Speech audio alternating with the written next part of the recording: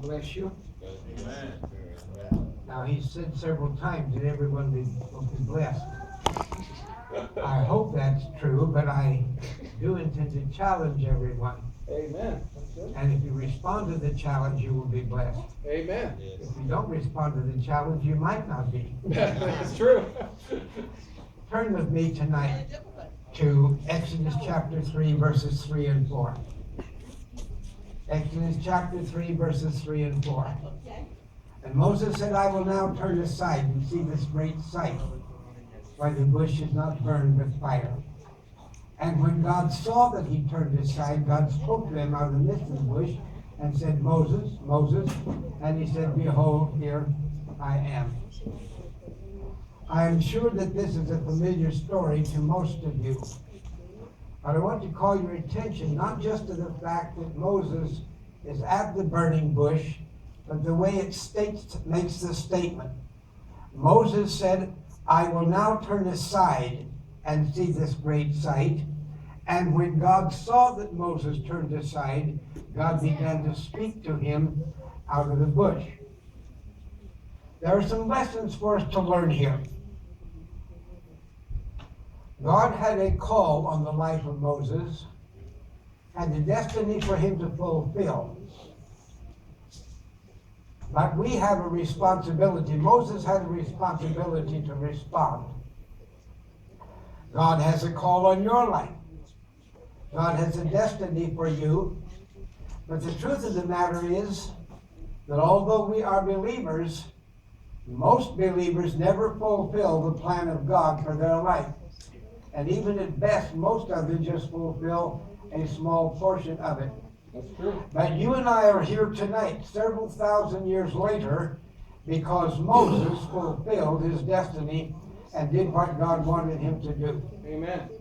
Let's go back to the story. Moses said, I will now turn aside and see this great sight. What was Moses doing? At this point in his life, Moses was taking care of a flock of sheep. He was responsible to take them to water, to get to water to drink. He was responsible to taking them to the pasture, to the fields where they could eat. He was a busy man. That's true. He had responsibilities that he had to do. And while he was doing his necessary work, off to the side, not directly in front of him where he had to stop, but off to the side where he could either stop or whether he could go on. Now that's an important part, because God has a plan for your life, but God gives us an option to ignore it. That's true. Or to stop. Moses was busy. Shepherds had sheep to take care of. It was not an idle job. He was not on vacation. He was not relaxing. This wasn't his coffee break. He was busy doing what he would have to do. And off to the side, he sees a burning bush. And he realizes that this is something supernatural.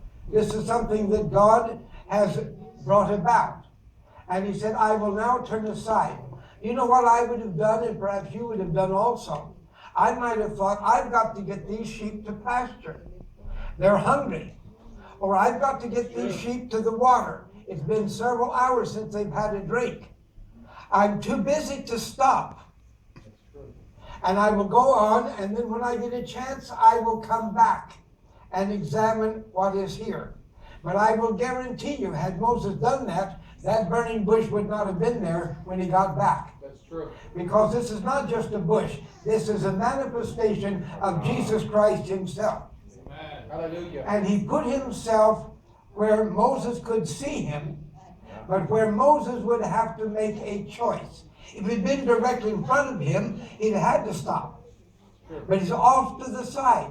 And he said, I will now turn aside and see what is taking place. Moses made a choice. And remember, all the work that he was doing would still have to be done. This is not, well, I'll quit my job. I won't have to do that. I will stop and see what this is and then just forget about the things I have to do. But by taking time out to examine this, he still had all the original work that must be done. What is that saying to us? That God positions himself, as it were, where we must make a choice. It's true. Now, first of all, Moses is busy. God never appears. God never speaks to a lazy person. Did you hear me? That's Oh, true. praise the Lord. God never reveals himself. God never speaks to someone who is idle. He only operates with people who work.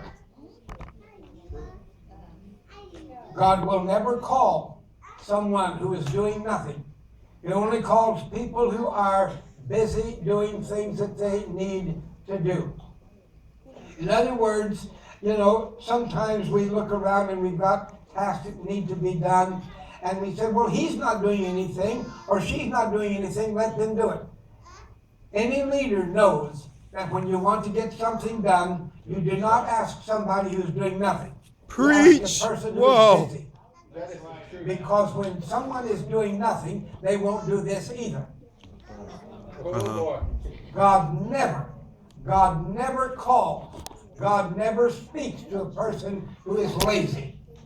He only speaks to those who are busy. They might be busy doing the wrong thing. They might be busy doing evil. He called a man by the name of Saul who was busy doing evil, but he was busy. And God changed him and became the Apostle Paul. But God does not speak to idle people. Good God. He speaks to people who are busy doing things that they need to do. Now, and so Moses had a choice. He could go on and feed the flock. He could go on and take them to water. But had he done so, that bush would not have been there when he got back. And it is when God saw that he turned aside. And God said, when God saw that Moses turned aside to examine, then God began to speak to him. Now the same is true with you or me. God has a plan for your life. But when he speaks to you, it will be when you are busy.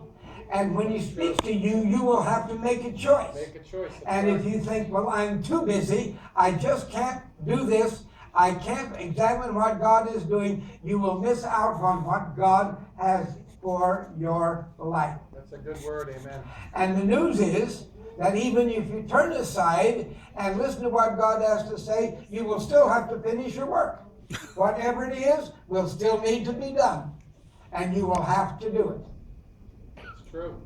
That's important. That's true. Because sometimes we get too busy to listen to God. We get so busy doing good things. There's nothing wrong with what Moses was doing. He was doing a necessary job. He was earning a living. He was taking care of his father-in-law's sheep. And so it's not a question of doing right or wrong. It's a question of how busy are we, and are we willing to put God first? Amen. That's the real issue. Hallelujah, Jesus. What's the most important thing in my life? What is the most important thing in your life? Is it to hear from God and to obey him? Or is it to put God after you get the other things done that you want or need to do? It's the truth. That is the truth.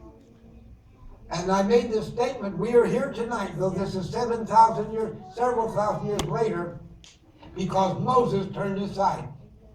You say, well, what difference does that make to us? If Moses had not turned aside, the children of Israel would never have been led out of Egypt. And if the children of Israel had never come out of Egypt, there never would have been a person born in this world whose name is Jesus Christ. Amen. Did you hear me? Yes. Amen. That's why we are involved in this story. That's why that story is important to us. Because Moses was willing to take the time, in addition to what he was already doing, to hear and see what God wanted him to do.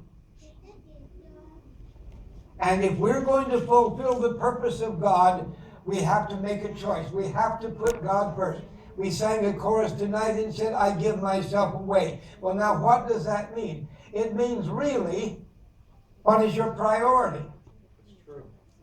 Is what you want to do, even the necessary things that you must do, is that the priority? Is hearing from God the priority? That's true. Hallelujah, God. Because you will still have to do the necessary things of life.